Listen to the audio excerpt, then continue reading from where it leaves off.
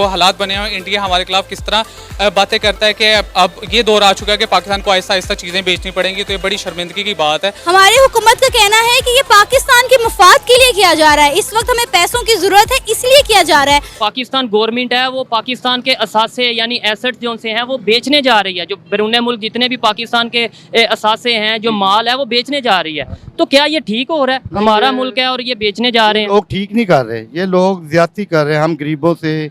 हम तक पाकिस्तान डिफॉल्ट कर चुका है, पाकिस्तान प्रैक्टिकली कर चुका है। अब आप मुंह रखने के लिए अगर कहें कि जी नहीं नहीं मैं ठीक हूँ, वो तो बेशर्मी की हद है ना। वाहिद हल इलेक्शन ही है। इसका वाहिद हल देखें, ये बड़ा वायलेंट आंसर होगा। इसका वाहिद हल इसका ये है कि जिन्होंने ये किया है उनको निकाला जाए और उनकी लाशें चौकों में टांगी जाए, क्योंकि हाँ, मेरे घर में कोई चोरी करेगा तो मैं उसको बख्शूंगी तो नहीं ना। जय हिंद दोस्तों, भारत कितनी तेजी से विकास कर रहा है ये बात तो आप इसी चीज से समझ सकते हो कि भारत में उड़ान योजना के तहत बहुत सारे नए एयरपोर्ट बनाए जा रहे हैं। साथ ही साथ जो भारत के सी पोर्ट हैं, यानी कि जो भारत के बंदरगाह हैं, उनमें भी परिवर्तन करके उनको और भी ज्यादा आधुनिक और नया बनाया जा रहा है। दूसरी तरफ जो पाकिस्तान है वो अपने बचे खोचे एयरपोर्ट और बंदरगाह को भी अरब देशों को बेच रहा है।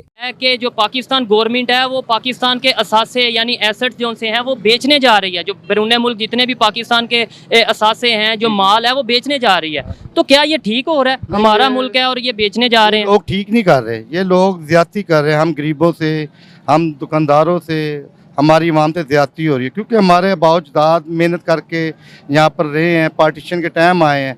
अब ये लोगों की बाहर जायदादें हैं, इनके बेटे, इनकी फैमिली सब उधर है, इनकी प्रॉपर्टियाँ उधर है। इंडिया में यूदी लॉबी इनकी चल रही है। ये चाहते हैं पाकिस्तान बेच के निकल जाएंगे, लेकिन हम ये होने नहीं देंगे। लगता है कि ये बेच सकते हैं और बेच भी हम बेच नहीं देंगे। वैसे ये प्लान ये कर सकते हैं, हर चीज कर सकते हैं ना ये लोग। ठीक है, तो इसके पीछे कौन हो सकता है, किसका हाथ हो सकता है? क्योंकि अब दरअसल हाल ही में यह समाचार निकल कर आया है कि पाकिस्तान अपना कराची पोर्ट, साथ ही साथ अपने कई और एयरपोर्ट और साथ ही साथ अपनी कई और अन्य सरकारी कंपनियां यूएई और कतर जैसे देशों को बेचने जा रहा है।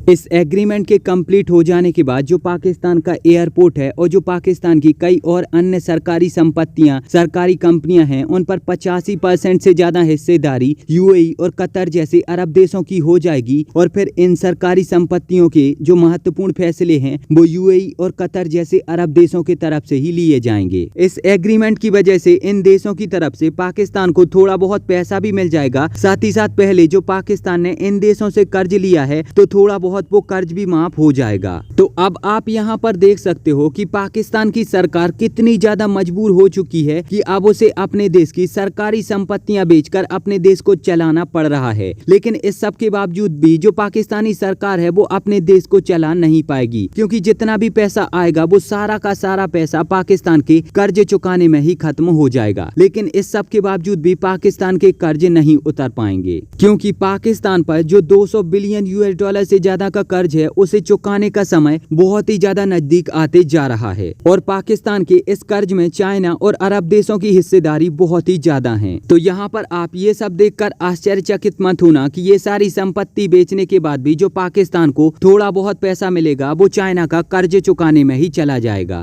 पाकिस्तान में फिलहाल पैसों को लेकर कितनी ज्यादा तंगी आ चुकी है ये बात तो आप इसी चीज से समझ सकते हो कि जो पाकिस्तान का फॉरेन रिजर्व है वो मात्र 2-4 बिलियन यूएस डॉलर ही बचा है। लेकिन इस सब के बावजूद भी जब पाकिस्तान की स्थिति इतनी ज्यादा खराब हो चुकी है, पाकिस्तान में पैसों की इतनी ज्यादा तंगी आ चुकी है, तब भी पाकिस्तान भारत को तोड़ने की पूरी कोशिश करता है, चाहे फिर वो कश्मीर से हो या फिर पंजाब से। पाकिस्तान की मीडिया से लेकर उनकी सरकार तक आज भी पाकिस्तान में हिंदू और भारत विरोधी कार्यक्रम चला रही है। और इसमें नाम से ही आपको अंदाजा हो गया होगा कि क्या है पाकिस्तान फॉर सेल। अब यानी ये बात कोई नई तो है नहीं। वो कहते ना कि यहाँ पर नहीं बल्कि पाकिस्तान में ओलेक्स है, वो कहते हैं बेच दे, सब बेच दे ओलेक्स पर। यानी ये कि वो ये है कि आप अपना सामान लगा दें, पुराना सामान या आप जो भी बेचना चाहते हैं या आप कुछ ख़रीदना चाहते हैं सस्ते दामों या पुराना कोई सामान यानी कि रीयूज़ उसमें, तो आप वहाँ पर लगा देते हैं ऑनलाइन। तो वो लोग फिर आपसे जो है रब्ता कर लेते हैं या आप किसी से रब्ता कर लेते हैं, जनाब ये सस्ते दामों जो है, तो सस्ते दामों सब बिक रहा है। अब किसी मुल्क के बारे में जब ये कहा जाए और ये शाया हो कि सस्ते दामों, अच्छा मिडल ईस्ट में तो ये पब्लिश हुआ, लेकिन इसके बाद रीपब्लिश ये कहाँ हुआ है, उसमें है पाकिस्तान डिफेंस की वेबसाइट पर ये रिपब्लिश हुआ है। और फिर इसके अलावा एक और जगह पर मैं देख रही थी, वहाँ पर भी रिपब्लिश हुआ है। 2-3 सोर्सेज ऐसे हैं पाकिस्तान में कि जहाँ पर ये रिपब्लिश हो चुका है। अब जैसा मैंने कहा कि हालात हमारे वो हैं कि जो हमने कर्जे देने हैं, चुकाना है, जो पैसा डेट्स जो हैं वो हमारे सर के ऊपर से जो पानी गुजर चुका है, यानी कि पानी पुलों के नीचे से तो गुजरता ही है, लेकिन सर के ऊपर से भी पानी गुजर चुका हो तो तब हमारे ये हालात आ जाते हैं। तो हमारे मुल्क के हालात, पाकिस्तान के हालात यही हैं, जिस पर ये कि पाकिस्तान फॉर सेल। अच्छा, अब हमने ये तो देखा, पहले ही आपको बताया कि ऐसे जैसे कि F9 पार्क की बात हुई, कई ऐसे एसेट्स इस्लामाबाद की कुछ चीज़ें जिस पे हमने कहा कि जनाब ये सेल हो रहा है। लेकिन इसमें जो तफसील से बात की गई है वो ये है कि जो माउंटिंग डेट है उसको, जो रीपेमेंट्स हैं, उसके लिए पाकिस्तान को जो अपने sea ports, airports and telecom companies जो हैं वो सेल ऑफ करना पड़ रही हैं।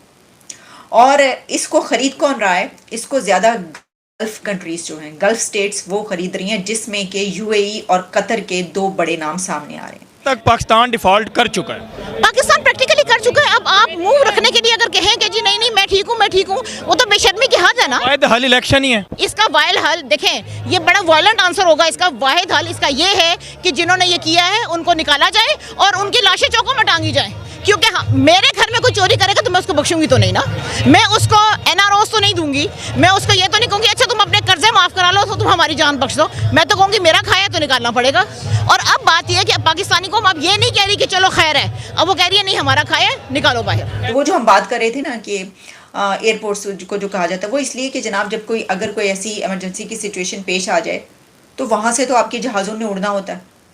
जो वहाँ जो एयरपोर्ट्स है उसको तो बहुत सारी चीज़ों के लिए इस्तेमाल किया जाता है ना। तो फिर कहते हैं कि जनाब अगर ये दे दिया तो फिर क्या होगा। लेकिन उसमें ये भी होता है कि आप ऐसी किसी इमरजेंसी की सूरत में कुछ निगोशिएट कर सकते हैं, यानी कह सकते हैं कि भाई होंते हैं पै गई 7.5 इतने होंते हैं, नहीं हो सकता है, लो फड़ो अपने पैसे वापस। फड़ो अपने पैसे वापस तो हमने ज़िंदगी में नहीं किया, तो अब कैसे करेंगे?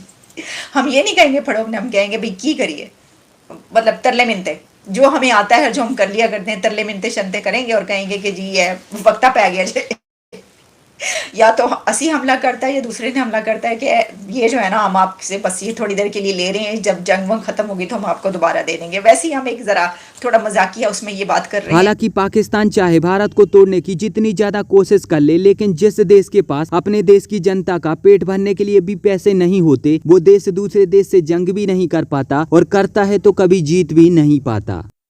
मेरे इस बयान पर आपकी क्या प्रतिक्रिया है, आप वो हमें नीचे कमेंट में जरूर बताओ। और अगर आपको ये वीडियो अच्छी लगी है तो प्लीज इस चैनल को सब्सक्राइब करके बेल आइकन जरूर दबाओ। मिलेंगे एक नई वीडियो में, तब तक के लिए जय हिंद, वंदे मातरम।